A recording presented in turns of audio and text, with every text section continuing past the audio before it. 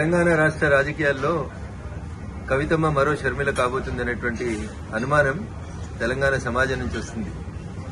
ఎందుకంటే ఈ పంచాయతీ కుటుంబ పంచాయతీ, రాజకీయ వారసత్వ పంచాయతీ, ఆస్తుల పంచాయతీ ఎందుకు ఆల్ ఆఫ్ సడన్ గా కవిత గారు అమెరికాలో ఉన్నప్పుడు మే 2వ తారీఖున రాసినటువంటి లేఖ ఇంతగా ప్రజల్లో చర్చనీయాంశం అవుతుందంటే ప్రజల ఆలోచన లోపల ఒక అర్థం కనబడతా ఉంది స్పష్టంగా.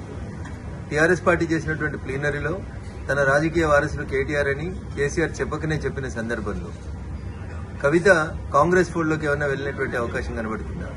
రాష్ట్ర ముఖ్యమంత్రి గారితో లేదా రాష్ట్ర ముఖ్యమంత్రి గారే కావాలని కవితతోటి ఉత్తరాలు రాయించినారు. ఎందుకంటే కవిత ఉత్తరం రాసిన 2వ తారీఖు రోజే ఈ ఉత్తరం కాంగ్రెస్ పార్టీకి సంబంధించిన ఒక టీవీ ఛానల్లో ఒక పేపర్ లోపల ప్రముఖంగా కనిపించింది. ఈ పరిణామాల తర్వాత కేటీఆర్ గారు హరీష్ రావు గారి ఇంటికి వెళ్లడం, బాబా బొమ్మరుదులు ఇద్దరు ఒకటనేటువంటి ఒక మెసేజ్ ని బయటికి పంపడం, తనను ఒంటరి చేస్తున్నారు, బయటికి పంపిస్తున్నారు అనేటువంటి ఆలోచన వచ్చిన తర్వాత కవిత తప్పనిసరి పరిస్థితులలో కాంగ్రెస్ ఫోల్డ్లోకి పోయిందేమో అనేది తెలంగాణ ప్రజల అనుమానం. ఇక భారతీయ జనతా పార్టీ గురించి, మా పార్టీ గురించి కవిత మాట్లాడడం ప్రజలలో జరుగుతుందే వాస్తవాన్నే కవిత చెప్పింది. ప్రజలలో భారతీయ జనతా పార్టీ రోజు రోజుకు బలపడుతుంది. వచ్చే ఎన్నికల తర్వాత భారతీయ జనతా పార్టీ రాష్ట్రంలో అధికారంలోకి రాబోతుంది. ఈ విషయాల్ని దృష్టిలో ఉంచుకొని భారతీయ జనతా పార్టీ, బీఆర్ఎస్ రెండు కలిసి ఏదో చేయబోతున్నాయని ప్రజల్ని నమ్మించుతుంది. పోయిన ఎన్నికల కంటే ముందు పీసీసీ అధ్యక్షుడిగా ఏ ప్రయత్నాలను అయితే రేవంత్ రెడ్డి గారు కొనసాగించారో ఈ రోజు ముఖ్యమంత్రిగా కవితను మరొకసారి ఎట్లా పావుగా వాడుకుంటున్నారేమో అనేది తెలంగాణ సమాజం ఆలోచిస్తుంది.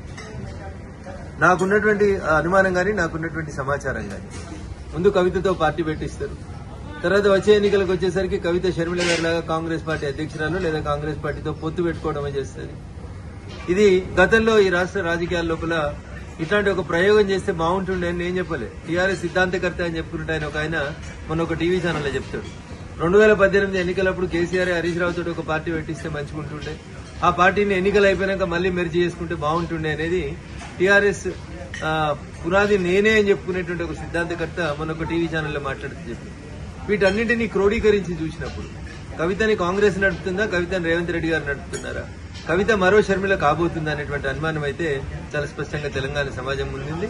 కవిత చెప్పినా, కేసీఆర్ చెప్పినా, మీడియా మిత్రులు చెప్పినా భారతీయ జనతా పార్టీ ఈ రాష్ట్రంలో బలపడుతుంది, భారతీయ జనతా పార్టీ ఈ రాష్ట్రంలో అధికారంలోకి రాబోతుంది అనేటువంటి విషయాన్ని టీఆర్ఎస్ కవితనే చెప్పకనే చెప్పినట్టు మేము భావిస్తా ఉన్నాం.